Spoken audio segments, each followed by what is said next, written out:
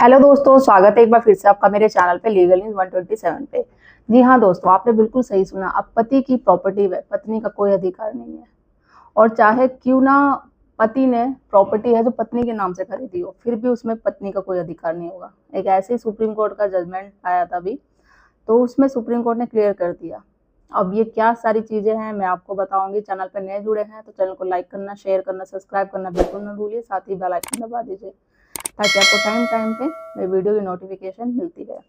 Mostly दोस्तों, जब भी पति पत्नी में डिस्प्यूट होता है, मैट्रिमोनियल जब भी कोर्ट कचहरी में थाने पहुंचते हैं, तो सबसे पहले पत्नी का यही होता है एक कि पति की प्रॉपर्टी में मैं अपना हक अधिक जमाऊं, या मेरा उसकी प्रॉपर्टी में कितना अधिकार है।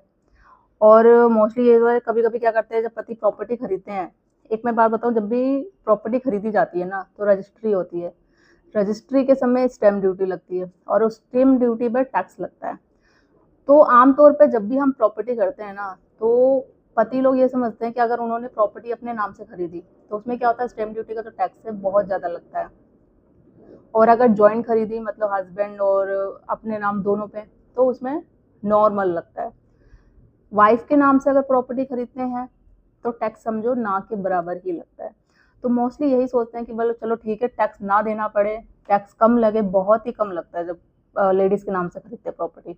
तो कुछ लोग पति क्या करते, खरीद लेते पत्नी के नाम से। अब फ्यूचर का कुछ पता नहीं है।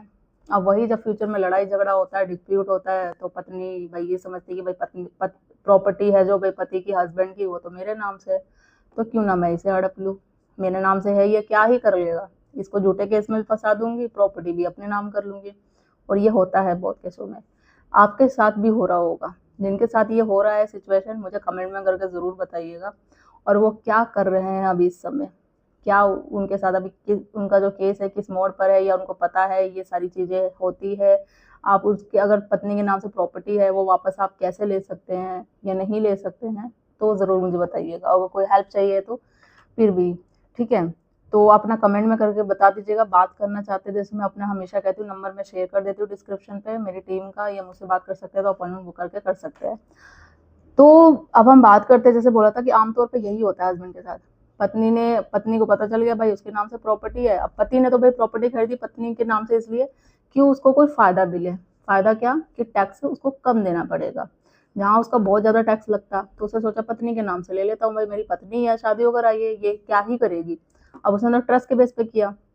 अब फ्यूचर का कुछ पता नहीं है। अब भाई पत्नी को लड़ाई झगड़ा हुआ या उसको रहना नहीं है कोई भी रीजन से, अब उसने सोचा भाई प्रॉपर्टी तो मेरे नाम से ही है, इसको झूठे केस में फंसा देती हूँ, मेंटेनेंस का भी केस लगा दिया, 498 का, घरेलू हिंसा का भी, साथ में प्रॉपर्टी भी जब्त कर लेती हूँ।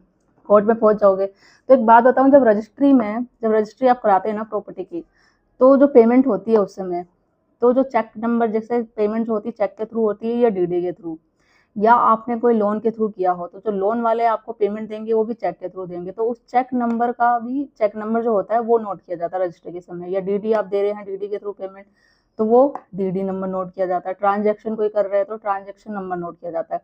अब आपको साबित कैसे करना है, देखो भले आपने प्रॉपर्टी है जो पत्नी के नाम से खरीदी है, बट जेब से पैसे तो आपके गए हैं। अब पत्नी ये कैसे साबित करेगी कि भाई, वो बोल देगी नहीं प्रॉपर्टी तो मेरे नाम से है, मेरा ये अधिकार हुआ, मैं क्यों दूं, मैं वापस नहीं दूंगी। तो इस तरीके से उसके बोलने से कुछ नहीं होगा। क्यों, क्योंकि पैसे आपके जेब से गए उसके नहीं।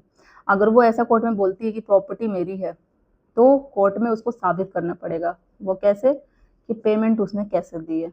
प्रॉपर्टी खरीदी, पैसे तो दिए ही होंगे, तो उसका डिटेल तो देगी। और डिटेल जब रजिस्ट्री के समय वो चेक नंबर, डीडी के थ्रू पेमेंट गई है, तो वो नोट होता है रजिस्ट्री के समय।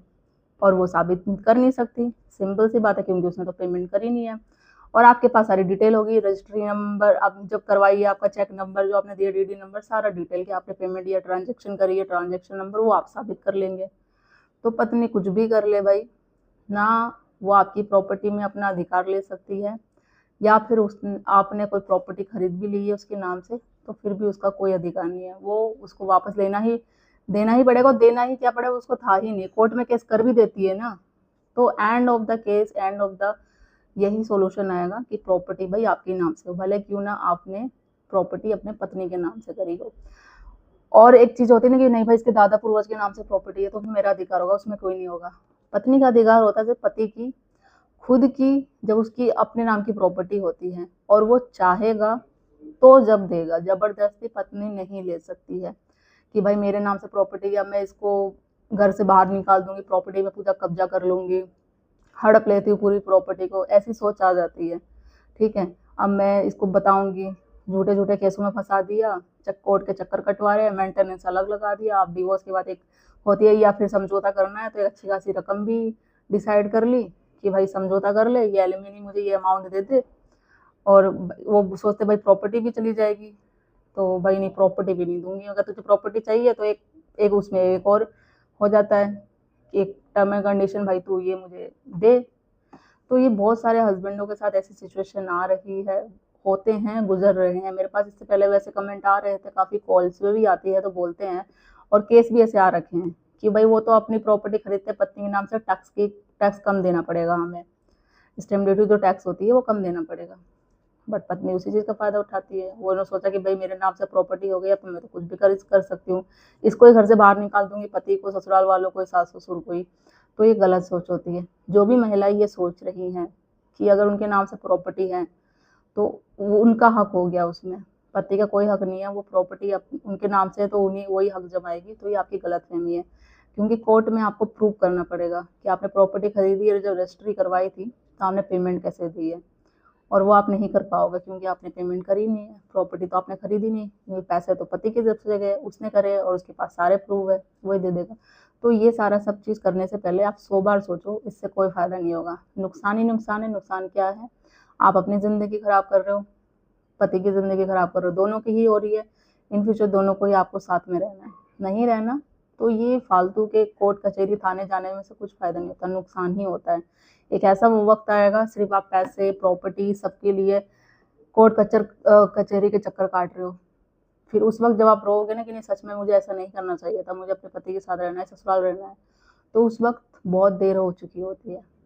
तो वही बहुत कम चांस होता है, प्रॉपर्टी भी जाएगी, पैसा भी नहीं मिलेगा, रिश्ता तो टूटेगा ही टूटेगा। फिर आप चाहोगे कि मैं साथ में रहूँ, वापस चली जाऊँ, तो वो किस ट्रस्ट पे आपको अपना हस्बैंड आपके साथ रखेगा? क्योंकि आपने तो उस वक्त उस पर इतने केस कर दिए, इतने एलिगेशन लगा दिए है, प्रॉपर्टी भी कब्जा करने की बात कर दी है, क्या से क्या जेल भिजवा दूंगी, क्या कह दूंगी, सब चीज़ें बोल दिया है, तो फिर तो मुश्किल ही है। तो ऐसे सिचुएशन अगर आपके साथ सेम हो रही है कि पत्नी आपकी प्रॉपर्टी में कब्जा करने की सोच रही है, या उसके नाम से आपने प्रॉपर्टी खरीदी है, तो ये सारी चीज़ें वो कर रही है, तो आप टेंशन फ्री रहिए। अब आपका टेंशन लेने से कोई मतलब नहीं बनता, प्रॉपर्टी आपकी है, भले आपने प्रॉपर्टी तो पत्नी के नाम से खरीदी है, उसका कोई हक नहीं है उसमें, क्योंकि पैसे आपने दिए हैं। ठीक है, तो ये जो सुप्रीम कोर्ट का जजमेंट है ना, तो जिसमें सुप्रीम कोर्ट ने क्लियर कर दिया था, तो इसका जो नेम है, मैं ये आप देख लीजिएगा, स्क्रीन पे शो हो रहा होगा, आप अच्छे से देख लीजिएगा। मैं मुझे होता है तो मैं डिस्क्रिप्शन शेयर कर दूंगी, नहीं तो आप नेम के थ्रू गूगल पे सर्च करके भी अच्छे डाउनलोड कर सकते हैं, और डिटेल्स में आप अच्छे से पढ़ लीजिएगा। और आशा करती हूँ आप सबको उन पति जो अभी पीड़ित हो रहे हैं अपनी पत्नियों से झूठे केसेस में और प्रॉपर्टी के चक्कर में, तो उनको इस जजमेंट से हेल्प मिलेगी। जल्दी मिलती हूँ मैं एक ऐसे इन्फॉर्मेटिव वीडियो के साथ। मेरे चैनल को लाइक करना, शेयर करना, सब्सक्राइब करना बिल्कुल मत भूलिए। Thank you.